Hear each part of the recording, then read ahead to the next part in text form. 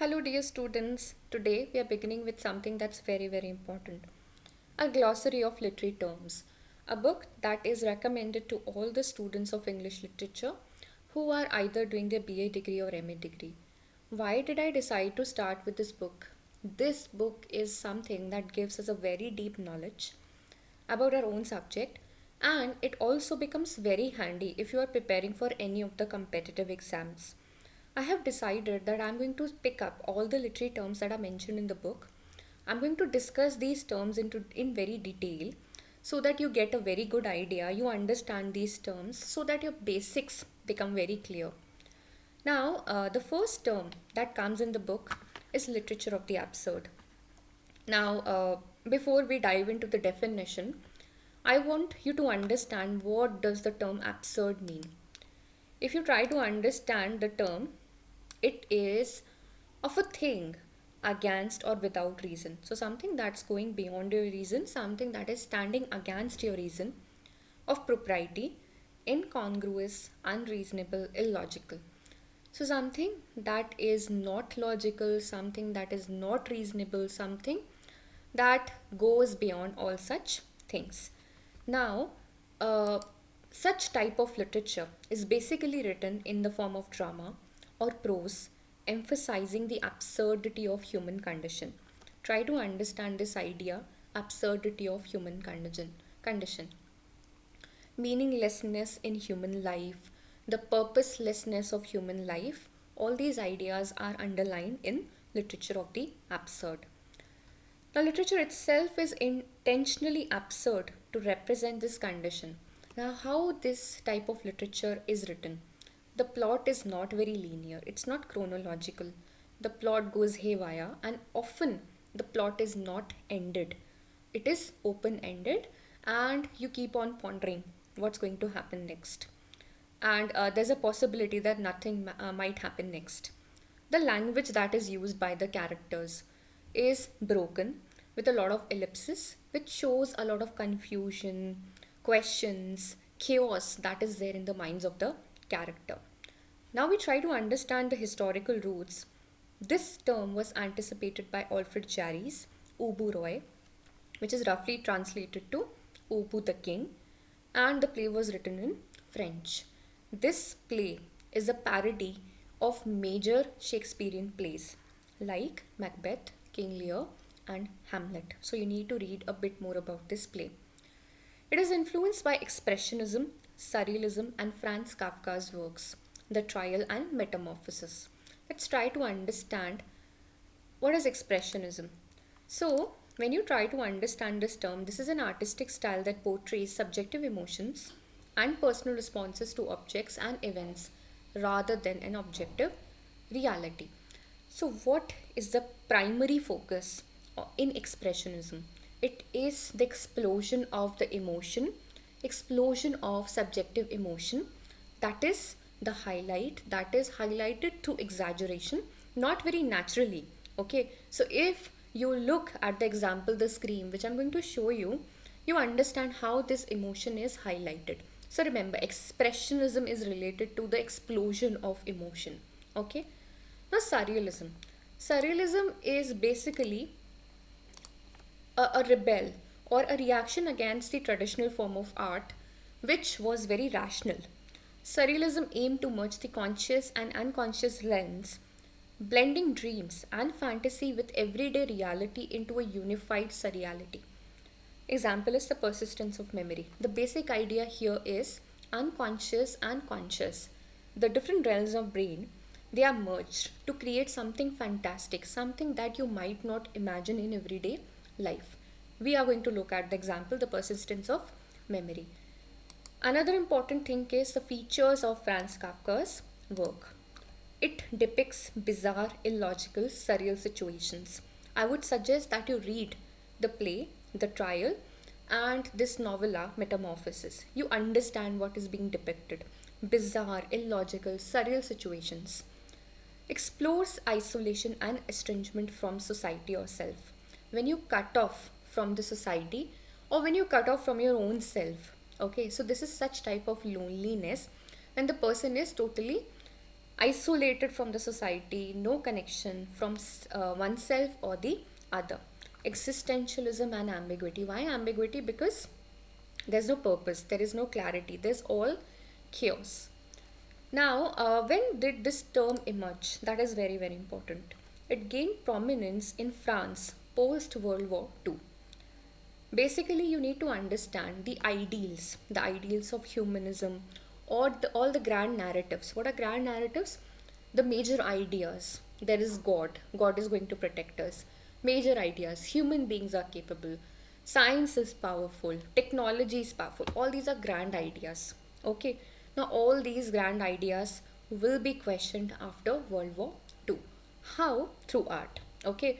So, gain prominence after World War II, because all the ideals, all the hypothetical, good, best, the ideals of all ideals were being questioned.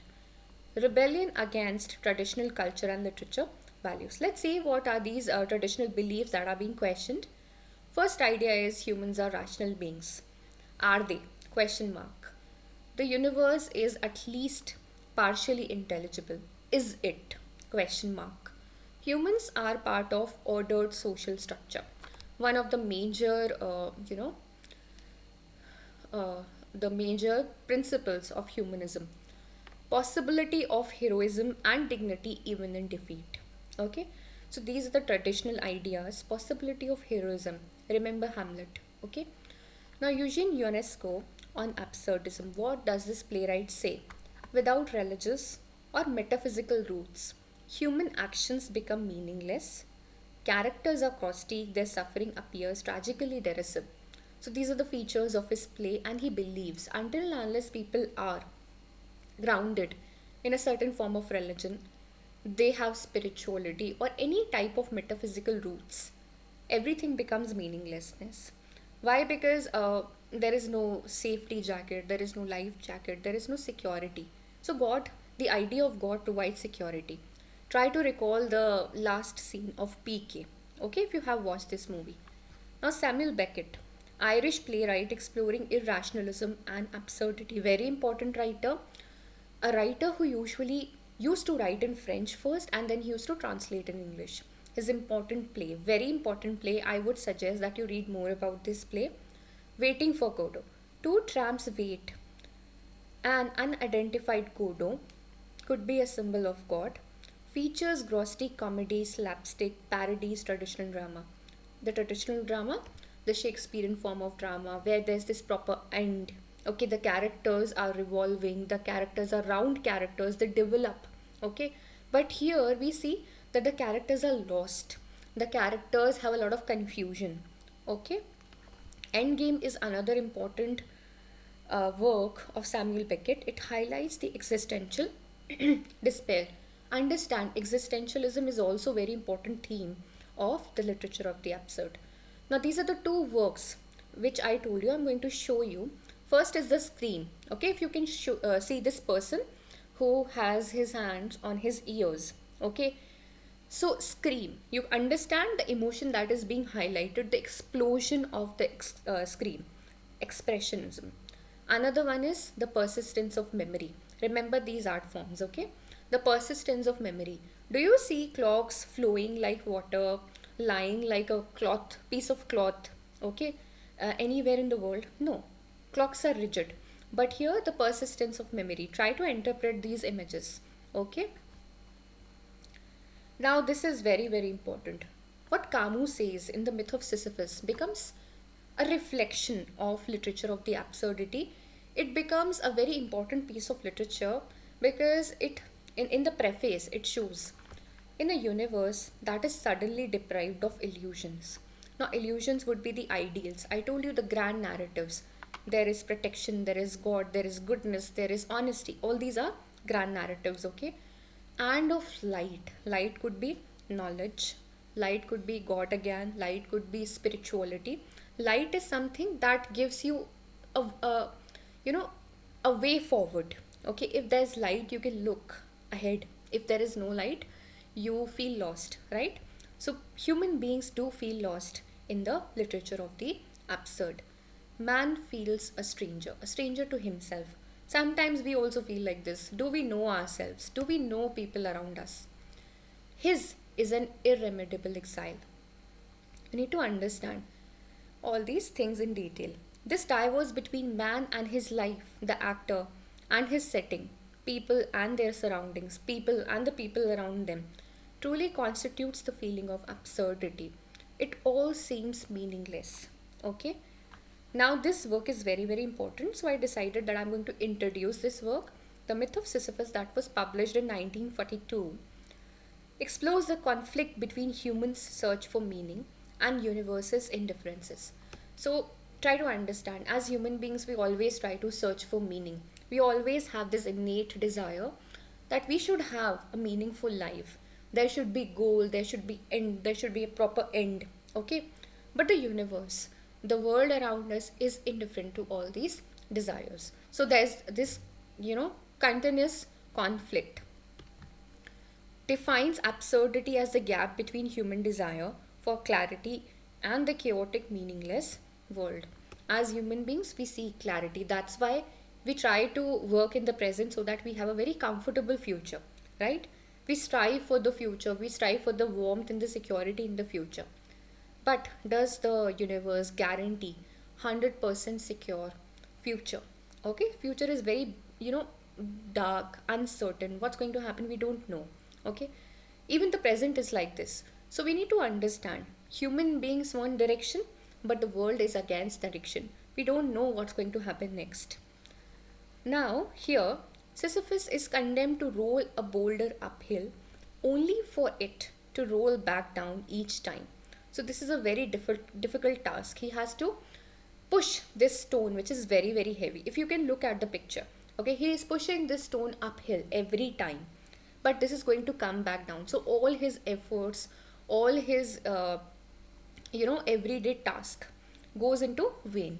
It represents the futile struggle of human existence. It questions everything, everything that we are doing. We strive every day, we work hard every day, and the boulder comes down again. It comes back to zero again. So does human beings have a purpose? Is life directional? Okay, so all things are questioned in the literature of the absurd, which is written in the form of broken language, and the characters are confused. You need to remember. Okay, so we are going to start with another term tomorrow. I hope you were able to follow. If you have any questions, you can type it in the comment box. I would love to answer those questions. Thank you, students. It was wonderful interacting with you.